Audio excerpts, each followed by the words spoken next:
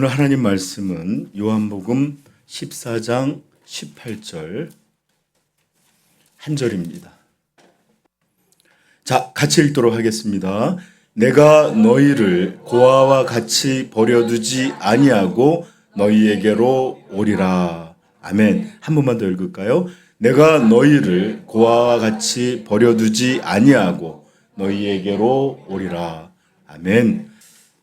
자, 오늘 여러분들 오늘 본문 말씀은 예수님께서 3년간의 공생애를 끝마치는 거의 다 되는 시기에 있었던 말씀입니다. 이제 얼마 후면 예수님은 우리 모든 인류의 죄를 다 지시고 십자가에서 못 박혀 돌아가시게 될 것입니다.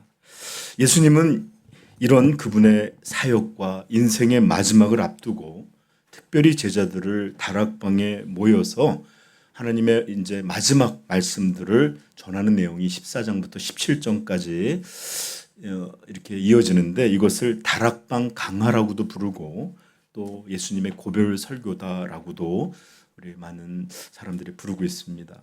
그리고 오늘 우리가 읽은 14장은 예수님께서 떠나시겠다고 하시는 이 말씀을 들은 제자들이 어떤 반응이 보였을까요? 불안하고 두렵고 또 걱정이 됐겠죠. 그래서 이렇게 걱정하는 제자들에게 위로하고 또 놀라운 약속들로 하는 예수님께서 제자들을 돌보시는 장면이 바로 14장이고 우리가 읽은 본문의 그런 배경입니다. 그리고 우리가 읽은 오늘 이 14장 8절 계속 이것은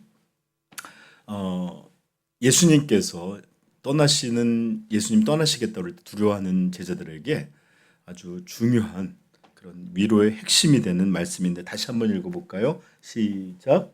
내가 너희를 고아와 같이 버려두지 아니하고 너희에게로 오리라. 그래요. 이렇게 위로해 주셨습니다. 그런데 이 위로의 결정적인 핵심이 뭐냐?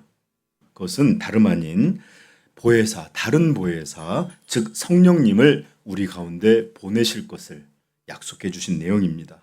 우리 앞부분 16절, 17절 이렇게 나옵니다. 내가 아버지께 구하겠으니 그가 또 다른 보혜사를 너희에게 주사 영원토록 너희와 함께 있게 하리니 그는 진리의 영이라. 세상은 능히 그를 받지 못하나니 이는 그를 보지도 못하고 알지도 못함이라. 그러나 너희는 그를 아나니 그는 너희와 함께 거하시며 또 너희 속에 계시겠음이니라. 아멘. 이렇게 예수님은 성령을 다시 보내심을 통해서 그 성령 안에서 또 다시 오셔서 너희와 함께 있을 것이다, 이렇게 약속해 주셨습니다. 그 내용이 오늘 본문입니다. 자, 우리는 이렇게 먼저 이 본문을 큰 틀에서 먼저 살펴봤습니다. 이제 우리의 걸음을 한 걸음만 조금 내딛어서 이 본문 안으로 들어갈 것인데, 이 말씀이 우리에게 어떤 관련이 있는지 살펴보는 것이 오늘 제 설교의 목표입니다. 이 말씀이 도대체 우리와 어떤 관련이 있을까? 이것을 알리는 것이 오늘 제 목표니까 여러분 부디 실패하지 않도록 끊임없이 저게 나하고 무슨 관계가 있지? 여러분 물어볼 수 있기를 축복합니다. 먼저 우리는 이 말씀을 하시고 있는 화자, 즉 누가 이 말씀을 하시고 있는 건지부터 잠시 살펴보고 언급하려고 하는데, 누가 이 말씀하신 거라고 그랬죠? 예, 그렇습니다. 오, 잘하시네요.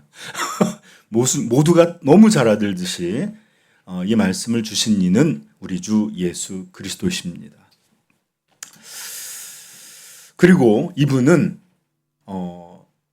그저 예수님이다, 그리스도라 불리는 것뿐만 아니라 하나님의 아들이요 또 성부와 성자와 성령 삼위의 둘째가 되시는 성자 하나님이십니다. 그러하기에 이분은 내가 다시 오겠다고 할 때 죽음 이후, 죽고 난 이후에도 다시 그 전능자의 능력과 전능자의 의지로 내가 너희에게로 올 것이다 라고 분명하게 들려줄 수 있는 것입니다. 이렇게 예수님은 단지 오늘 본문에 말씀하시는 화자만이 아니라 생명, 죽음, 이것마저도 초월해서 역사하시는 절대적인 주권자로서 우리에게 약속하시고 이 말씀을 주신 것입니다.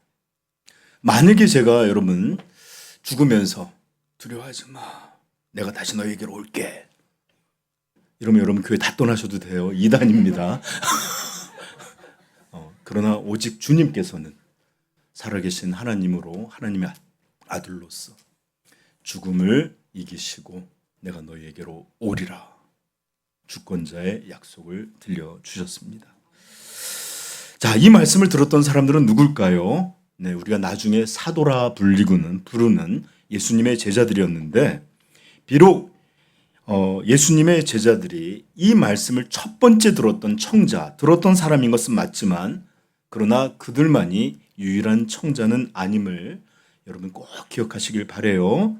즉, 이 말씀은 그 당시의 제자와 또 모든 시대의 예수님의 제자가 될 사람들과, 그리고 2026년 주님의 사람들로 불리는 우리를 위하여 또 주신 말씀임을 여러분 확정할 수 있기를 바랍니다. 그렇습니다. 우리에게도 이 말씀이 들려져야 합니다. 자, 우리는 조금만 더 나아가서 오늘 본문을 좀 살펴볼 건데, 우리가 이제 주목해야 될 것은 어떤 거냐? 고아라는 단어예요. 고아.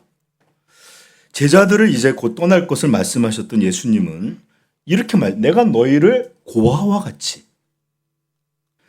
버려두지 않겠다라고 말씀하시면서 이 고아라는 말씀을 쓰셨는데, 고아라는 단어가 오르파노스라는 이 그리스 말이 쓰였습니다. 형용사로서 쓰일 때는 부모 없는 이라는 말로 의미로 쓰이고, 또는 부모를 잃은 이런 의미로 사용되는 단어입니다. 그런데 이게 명사형으로 딱 할 때는 고아가 돼요. 영어로 혹시 서희 눈을 피하고 있어요. 고아가 영어로 뭘까요? 오르판이라고 그러죠. 그게 그 단어가 바로 어떤 것이었다? 오르파노스라는 단어에서 유래된 그런 말입니다. 자, 여러분 고아라고 불리는 것, 여기에는 여러 모양이 있을 수 있어요. 그렇죠? 6.25 때 이 전쟁의 참상이 보면 아이들이 막 이렇게 그 부모를 잃고 이렇게 그런 장면도 나오고, 예전에 캄보디아 내전이 있을 때 세계적으로 유명한 신문의 날, 여자아이가 이렇게 벌거벗고 막 울고 있는 장면이 이렇게 찍힌 적이 있거든요. 근데 나중에 몇십 년이 지나서 그 아이가 미국에서 정착해서 잘 살고 있었다라는 또 후속 뉴스도 있었습니다. 이렇게 전쟁이나 또는 지진이나 엄청난 재해 속에서 부모가 죽거나 또는 부모를 잃어버려서 아이만 남겨지거나 이렇게 홀로 살아가게 될 때 우리는 그것을 전쟁 고아 또는 고아들이라고 말하게 되죠. 우리 교회가 컴패션을 섬기고 있는데, 이 컴패션이 바로 미국의 한 목사님이 6.25 전쟁이 되었던 이 고아들을 어떻게 하면 도울 수 있을까 해서 만들어진 선교 단체입니다. 지금은 세계 참 많은 곳에서 여러 가지 사역을 하고 있는데, 이렇게 전쟁 고아나 이런 것들도 이렇게 고아의 한 형태라면, 부모가 이렇게 자동차를 타고 가다가 사고가 났는데 부모는 다 죽고 아이만 남았을 때, 이럴 때 또 아이는 고아가 되기도 하고, 또 부모가 홀로 아이를 키웠는데 그 한 외부모도 병으로 죽게 될 때 또 고아가 되기도 하고, 심지어는 안타까운 일이지만 부모들이 아이들만을 남겨놓고 극단적인 선택을 해서 또 죽게 될 때 또 고아가 됩니다. 참 고아라고 될 때 참 여러 가지 형태가 있는 것 같아요. 제가 찾아봤더니 이혼이나 또는 경제적인 이유 또는 기타 수많은 이유들로 자녀를 양육하기를 포기한, 유기하고 버리는 경우도 있고, 이렇게 홀로 남은 부모가 재혼을 하면서 이 아이를 데려갈 수 없게 이렇게 할머니나 맡기거나 또 고아원에 맡긴, 그렇게 해서 유기돼서 고아가 되는 경우도 있습니다. 물론 이렇게 형태적인 고아만 있는 건 아니에요. 부모가 있고 하지만 학대받고 부모로서 온전히 못하니까 아이들이 안전함을 느끼지 못하고 가출하면서 나에겐 부모가 없는 것 같은 그런 심리적 고아 상태가 되는 경우도 요즘 현대는 참 많아요. 아마도 이렇게 무수한 경우에 많은 고아들이 생기는 것이 이 세상의 모습입니다. 그러나 그 형태, 그 모양이 어떠하든지 동일한 것이 있는데 모든 고아들의 삶이라는 것은 절대로 엄청난 고난, 엄청난 어려움, 엄청난 삶의 무게들을 만나게 된다는 것에서는 모두 동일합니다. 여러분, 인간이 아니라 자연계에서 이 새끼를 낳은 새들이든지 부모든지 포식자에 의해서 부모가 죽게 돼요. 먹히게 돼요. 그럼 어떻게 될까요? 새끼들은 거의 99.9%, 100%. 부모 없는 새끼들은 다 어떻게 될까요? 도태되고 죽고 생존할 수가 없습니다. 그러나 인간의 경우 여전히 인프라도 여러 가지 부족하지만 그래도 나름의 시스템과 인도주의라고 하는 것에서 자연 세계와는 다르게 생존은 보장하고 또 생존은 이어갈 수 있지만 그럼에도 불구하고 고아들의 삶은 절대로 자연 세계에 버려진 새끼들과 다름없이 너무나 위험천만하고 위태하고 어려운 삶을 살아가는 것은 자연계의 동물들과 크게 다르지 않습니다. 그렇습니다. 고아가 되어 부모 없이 홀로 산다는 것, 그것은 한 아이, 한 생명에게 너무나 위험하고 고통스럽고 어려운 그런 삶이 펼쳐져 있는 것을 보게 됩니다.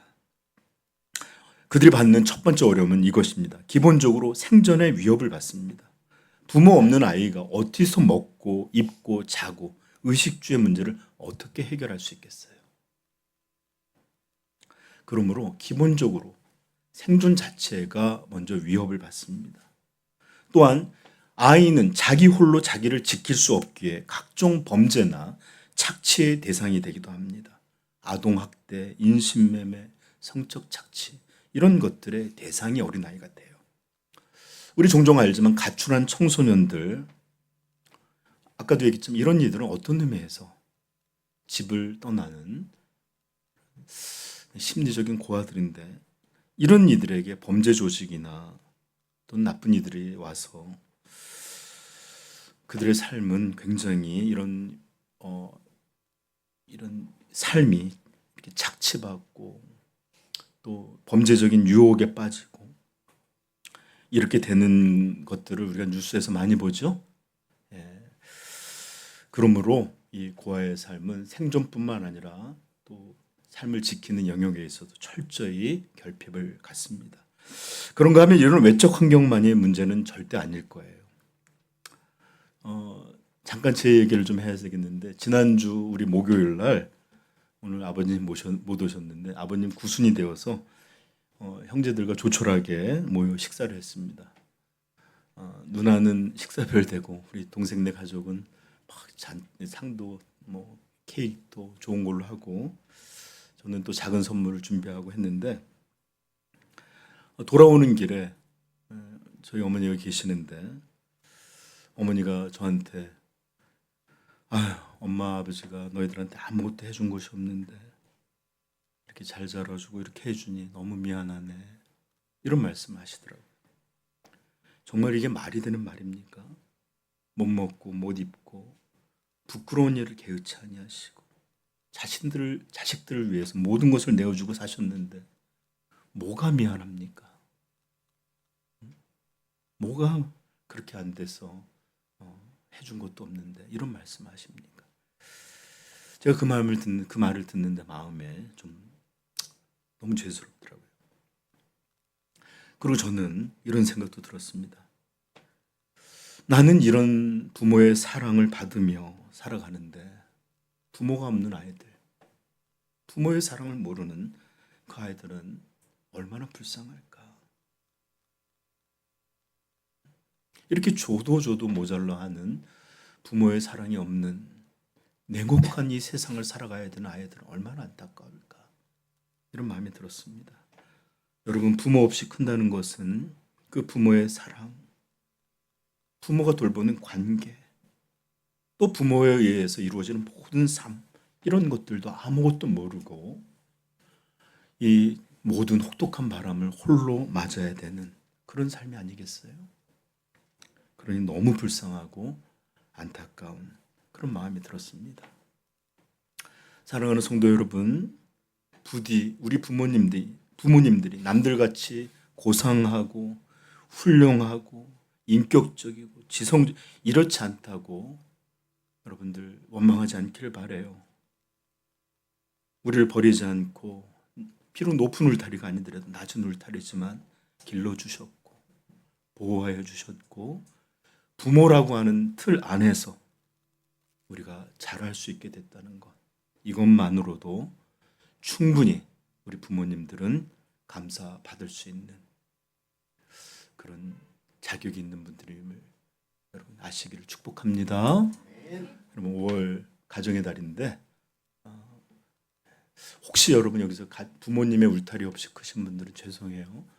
그러나 이렇게 부모님 안에서 그래도 큰 분들은 다시 한번 전화드리고 인사드려서 감사해요. 나 홀로 크지 않게 한 게 얼마나 감사한지 모르겠어요. 그건 속으로만 하고 감사하다고 한번 알릴 수 있기를 부탁드립니다. 그리고 여러분, 부모가 없이 산다는 것은 이런 사랑만이 아니에요. 학업은 어떻게 누가 시켜줍니까? 제가 보니까 우리 성도들 애들 학원 보느라고 아주 피똥 들었어요. 죄송해요. 그냥 애쓰고 힘들어해요. 그리고 부모의 통해서 삼촌, 큰아빠, 할머니 이런 사회적 관계도 없어요. 이런 모든 것들이 다 우리에게 인맥이고 사회적 지원이 되는데 고아들은 아무런 것도 없는 상태로 살아갑니다. 그뿐만 아니라 항상 외롭고 항상 결핍되고 항상 불안하고 항상 뭔가 이렇게 모자란 듯한 열등 의식 같은 것들이 엉겨서 살아가는 평생을 그것에서 벗어나지 못합니다. 그러하기에 심리학적으로 찾아보면 고아들의 삶을 조사해 봤더니 우울증, 중독, 불안장애, 약물 중독 이런 어려움들에 일반인들보다 훨씬 높은 비율로 이런 것들에 빠져든다라고 기록은 말해주고 있습니다.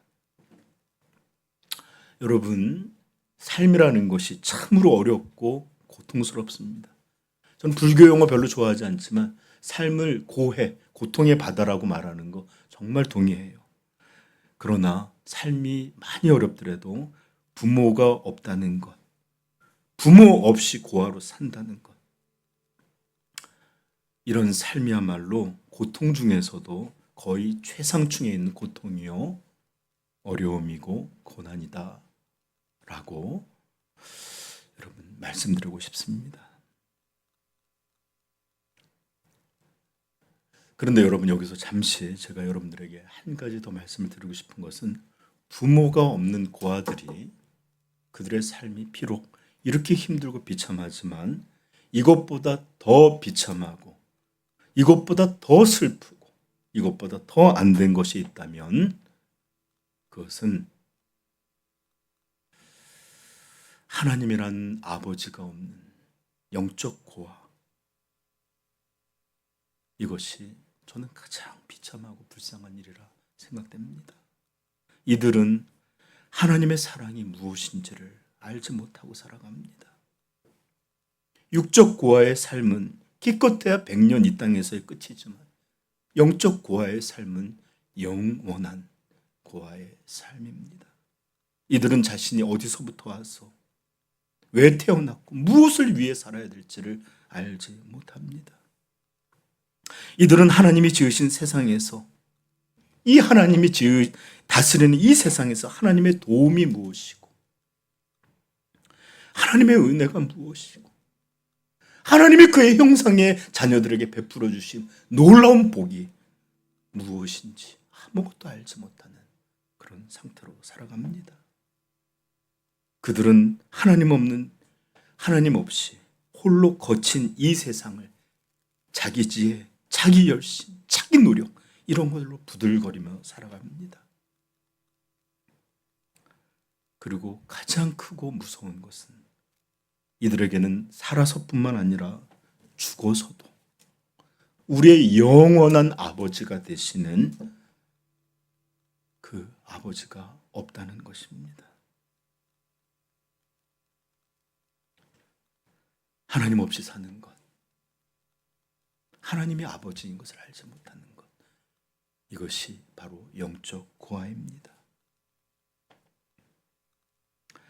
그리고 영적 고아의 삶은 우리가 좀 전에 살펴봤던 일반적인 고아의 삶보다 더 비참하고 비참하기에 더 고통스럽기에 우리 주님은 뭐라 말씀하셨다고요? 보세요. 읽겠습니다. 시작. 내가 너희를 고아와 같이. 아멘. 아멘. 그렇습니다. 오늘 이 말씀은 예수님이 떠날 것을 말씀하셨기에 불안하고 두려워하는 제자들만이 아니라 하나님 없이 이 땅에 살아가는 모든 고아들에게 들려주신 말씀이기도 합니다. 사랑하는 성도 여러분, 하나님은 결코 우리를 홀로 버려두는 분이 아니십니다. 이렇게 말씀하셨듯이 먼저 우리에게 찾아오신 분이십니다. 먼저 아들을 보내셔서 그 아들 안에서 우리가 아버지가 되어주시는 그런 하나님이십니다. 바로 이 일을 위해 악한 죄인들을 위하여 독생자의 피를 흘리셨고 이 죄인들의 형벌을 차기 아들의 육체와 영혼에 쏟으셔서 우리의 죄를 대속하신 그런 하나님이시요. 이 예수 그리스도 안에서 우리를 자녀 삼아 주신 그런 은혜의 아버지가 되십니다. 에베소서 1장 4절은 이렇게 말합니다. 곧 창세전에 그리스도 안에서 우리를 택하사 우리로 사랑 안에서 그 앞에 거룩하고 흠이 없게 하시려고 그 기쁘신 뜻대로 우리를 예정하사 예수 그리스도로 말미암아 자기의 아들들이 되게 하셨으니. 아멘. 그렇습니다. 예수 그리스도를 믿는 우리는 이제 하나님을 아버지라 부를 수 있습니다. 여러분들은 하나님의 아들이요 딸들입니다. 요한일서 3장 1절 보라 아버지께서 어떠한 사랑을 우리에게 베푸사 하나님의 자녀라 일컬음을 받게 하셨는가. 우리가 그러하도다. 그러므로 세상이 우리를 알지 못함은 그를 알지 못함이라. 부모님도 계시고 저보다 나이가 많으신 분들이 있는데 제가 좀 나이 이야기를 좀 해야 되겠습니다. 제가 나이가 들어보니 저는 어렸을 때 나이가 들면 뭔가 견고해지고 단단해지고 뭐 흔들리지 않는 그런 사람이 되는 줄 알았는데 제가 나이가 이제 50 중반을 넘고 60을 가까이 가다 보니까 나이만 먹었지 제 마음이 여전히 어린아이와 다르지 않구나 하는 것을 알게 되었습니다. 저는 여전히 어떤 일들에 아이처럼 불안해합니다. 어떤 어려움이 당하면 금세 두려워합니다. 감당할 수 없는 일들 앞에 허덕이며 의지하고 싶고 기대고 싶을 때가 너무 많습니다. 어떤 이가 목사님 결혼하지 않아서 그래요. 이러신 분들 있으면 결혼해도 마찬가지일 거예요. 남편에게, 아내에게, 자녀에게 말하지 못하지만 불안해합니다. 제 목회자로 있지만 제가 어디로 성도들을 이끌어야 될지, 우리 교회는 어디로 가야 될지, 또 이 목회는 어떻게 해야 될지 저는 그 생각만 하면 어떤 때는 가슴이 정말 저려오고 숨쉬기가 어려울 때가 있습니다. 그렇습니다. 아직 저에게는 나이가 60이 닿았음에도 불구하고 저를 돌봐주고 안아주고 위로해주고 이끌어주고 지켜주고 사랑해줄 아버지가 필요합니다. 그리고 그것은 저뿐만 아니라 아마 이곳에 있는 모든 이들에게 심지어 저의 부모님조차도 아버지라 부를 수 있는 하나님, 그 하나님이 모두에게 필요한 줄 믿습니다. 여러분, 제가 자식은 없지만 주변에 있는 부모들을 좀 종종 봐요. 자기 아이들을 위해서, 제가 농담하는데 저한테는 식사 한 번을 못 사줘도 자기 아이들을 위해서 그냥 마음껏 아무것도 아끼질 않아요. 물질을 아끼지 않습니다. 시간을 아끼지 않습니다. 줘도 모자란 것 같아요.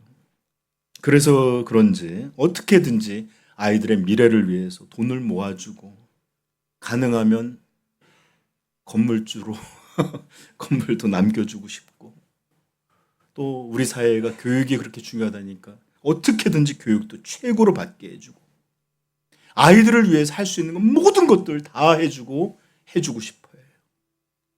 아낌없이 주고 싶어 합니다. 그런데 부모님들, 죄송해요. 여러분들의 자녀를 위해서 여러분 평생 책임질 수 있습니까?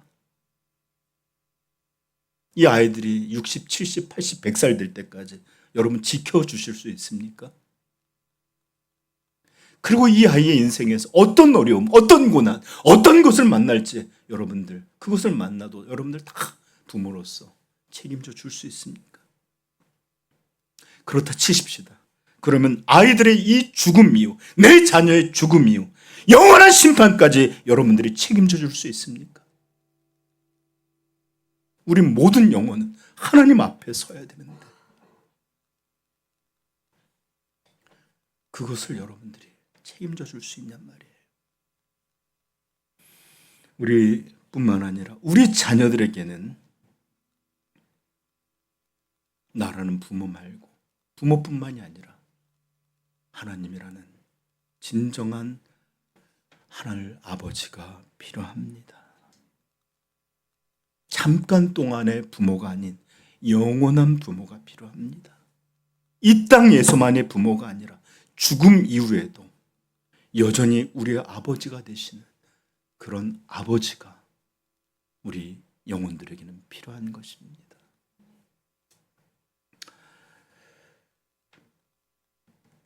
여러분들, 만약에 자녀들을 위해서 최고로 뭔가를 주고 싶다면 복음을, 예수 그리스도를, 하나님의 아버지 되심을 줄 수 있기를 축복합니다.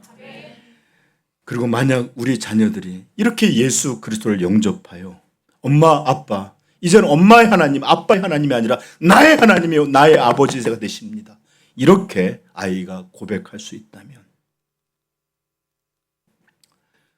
이제 여러분들은 그 부모의 고된 삶을 주님 앞에 맡겨드리고, 심지어 죽음의 잠 앞에서도 아이들을 생각하면서 평안히 그 잠에 빠져들 것이고, 또 아이들에게 소망의 소식을 남겨서 얘들아, 얼마 후에 부활하여 함께 보자, 나 먼저 간다, 이렇게 보낼 수 있는 평안이 있을 줄 믿습니다. 여러분, 여기서 잠깐 제가 좀 생뚱맞은 이야기를 좀 해야 될 것 같아요. 스포츠카 이야기를 좀 하려고 합니다. 아니, 우리 승민 형제가 전문가신데 혹시 여러분 이 양산되는 차량 중에 최고의 속도를 내는 차가 무엇인지 아십니까? 양산되는, 그러니까 뭐 사막에서 로켓 띄우고 그런 거 말고 바퀴를 달고 이렇게 공장에서 만드는 차 중에 최고 속도를 내는 차는 부가티 시론이라고 하는 차라고 하네요. 무려 490.48km를 공식으로 찍었대요. 500km를 달리는 차예요. 제가 여러분들한테 물어보고 싶었어요. 얼마까지 찍어보셨어요? 찍으면 안 돼요. 예전에 어떤 목사님이 100km가 넘어가면 성령님도 운전자를 떠나십니다, 이런 얘기를 해서 제가 그러니까 막 150, 170, 200 달리면서 주여 지켜주요 이러면 안 돼요. 알겠죠? 이건 그냥 속도만이에요. 여러분, 이 속도가 얼마나 무시무시한 것이냐면 10층 높이에서, 자살한다면 너무 우울하죠. 어떤 물건을 뚝 떨어뜨리게 되면 그게 땅까지 떨어질 때 최고 속도가 얼마 정도 되는지 아십니까? 큰 물건을 놓으면 10층에서 쿵 떨어지거든요. 그 떨어지는 속도가 겨우 87km밖에 안 됩니다. 이건 물리학자들이 다 계산한 거예요. 속도, 질량, 뭐야, 87km. 근데 자동차가 490, 500km를 달린다니 어마어마한 속도죠, 그렇죠? 그러니까 여러분 막 150 달리는 거 10층 높이 2배로 뛰어박는 거니까 우리 운전 조심하십시다. 우리 성도들 표정이 목사님이랑 잘하세요. 이런 표정인데. 네, 저도 조심하겠습니다. 그런데 여러분, 이렇게 세상에서 제일 빠른 차보다 더 빠른 것을 타보신 적이 있습니까? 힌트, 비행기 아닙니다. 네.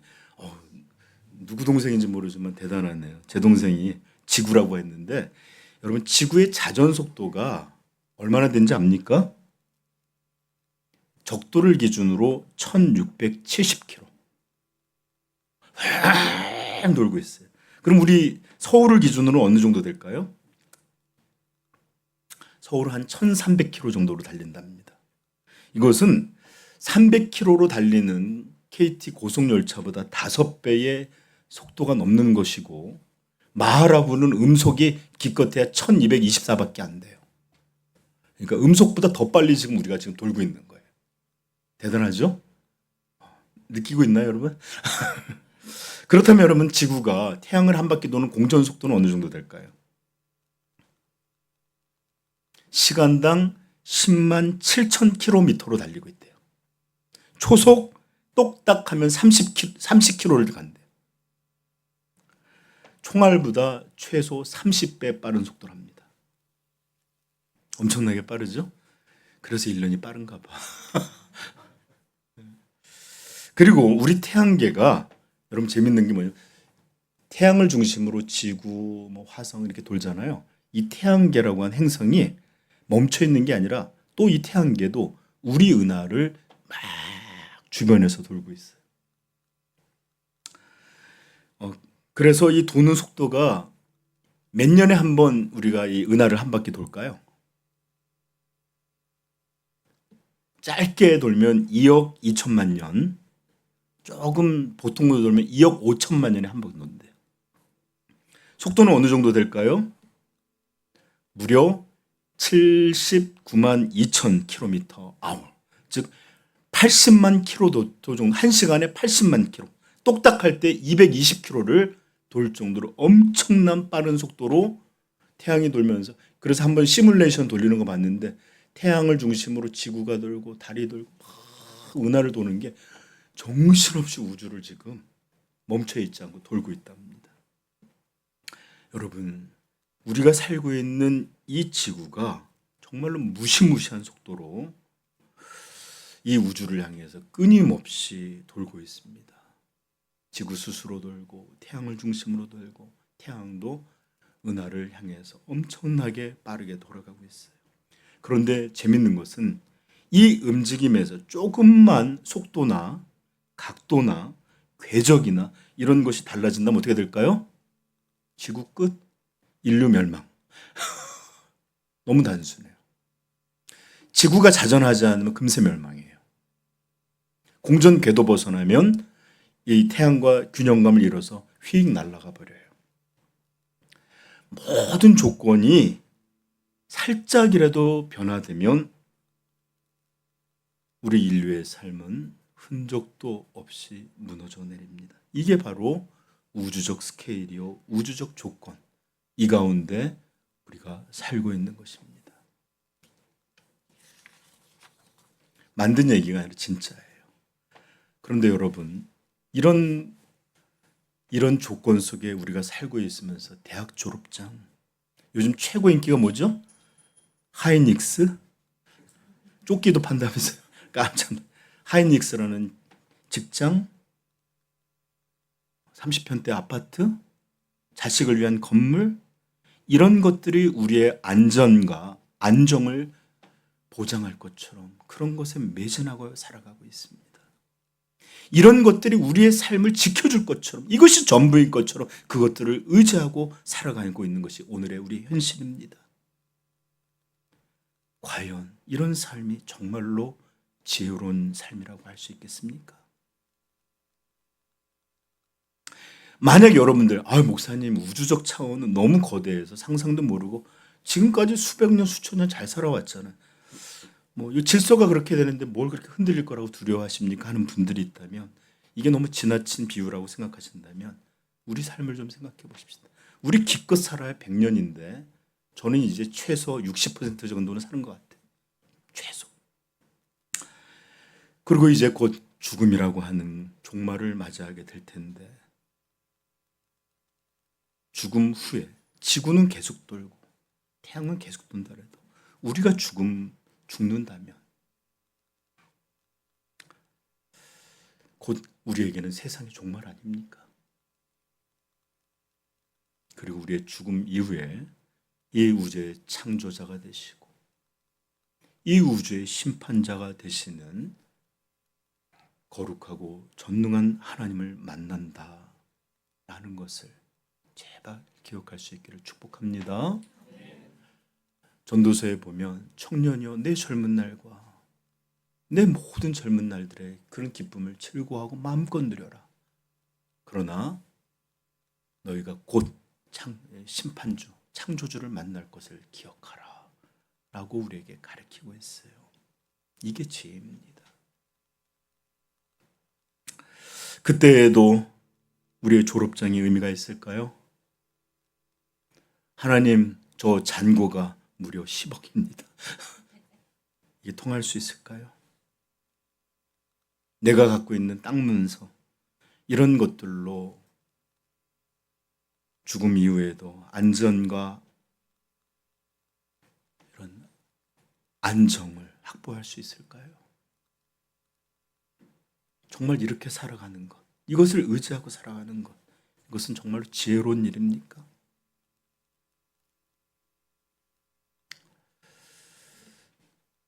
이제 우리 조카 중에 지수라고 하는 애가 있는데 한번 미아가 될 뻔한 적이 있었어요. 우리 어머니는 지금도 그때 잃어버렸으면 난 죽었다 할 정도로 교회에서 데려가 놨는데 잊어버린 거예요. 근데 여러분, 어떤 심리학자는 오늘 현대인들을 전부 부모를 잃어버린 미아들로 묘사하는 걸 봤습니다. 그래서 여러분 생각해보면 미아가 돼버렸다고 생각해봅시다.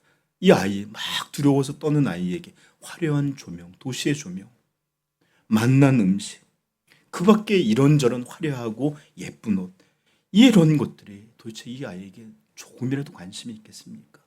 이 아이의 두려움과 불안을 잠재울 수 있겠습니까? 바로 이런 무언지 뭔가 예전보다 더 많은 것을 가졌고 더 많은 것을 누리고 더 좋은 음식을 누림에도 불구하고 현대인들은 끊임없이 불안해하고 끊임없이 걱정하고 끊임없이 무엇인가 설명할 수 없는 결핍을 느낍니다. 많은 것들이 얻어졌지만 우리는 부모를 잃어버린 아이들처럼 여전히 불안하고 여전히 결핍을 느낍니다. 그러하기에 우리 아이들에게는 어떻게 해서든지 교육도 시키고 이것도 시키고 저렇게도 하지만 여러분, 대부분의 교육이 부모의 불안에서 시작한 걸 아십니까? 이 세상에 어떻게 살아야 될지 모르니까 불안하니까 이것도 가르치고 저것도 가르치고 이것도 먹이고. 그런데 아셔요? 이런 불안으로, 이런 교육에 대한 열심들로 우리 아이가 부모의 불안을 함께 물려받게 된다는 것을.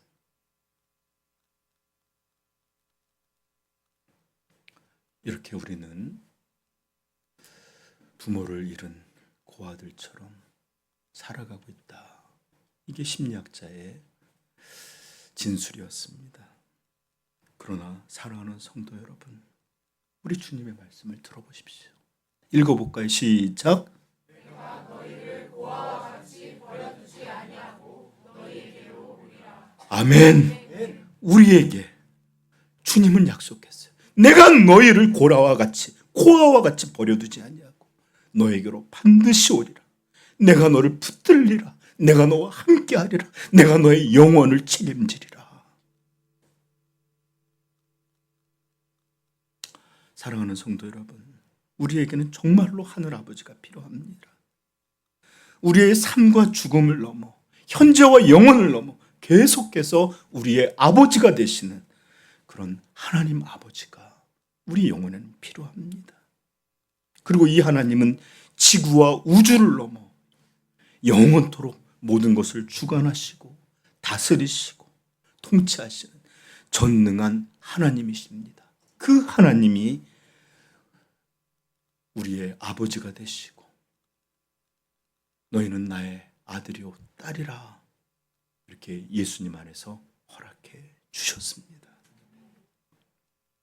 이런 놀라운 하나님의 은혜와 사랑, 영광을 누릴 수 있기를 주님의 이름으로 축복합니다.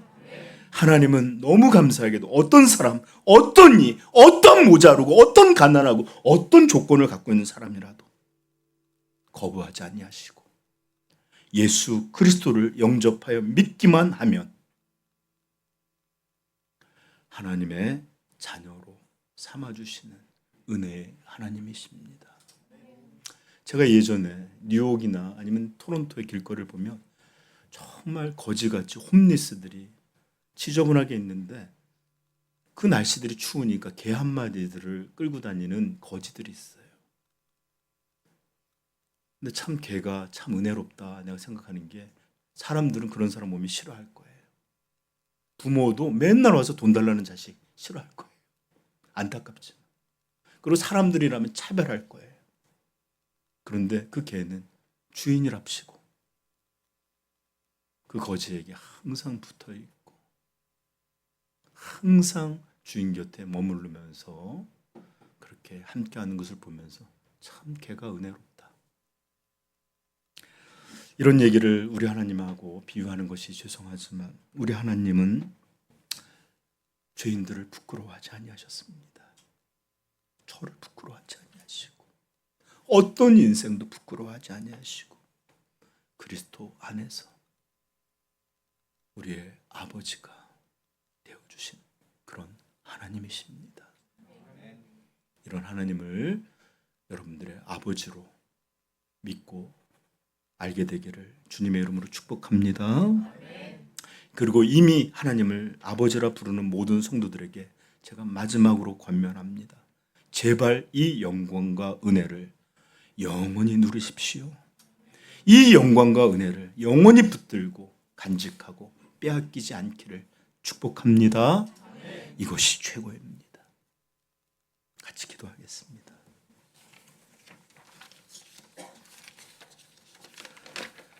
사랑하는 성도 여러분, 우리는 하나님을 아버지라 부르면서도 여러분들은 고아처럼 그런 마음으로 살고 있지는 않습니까?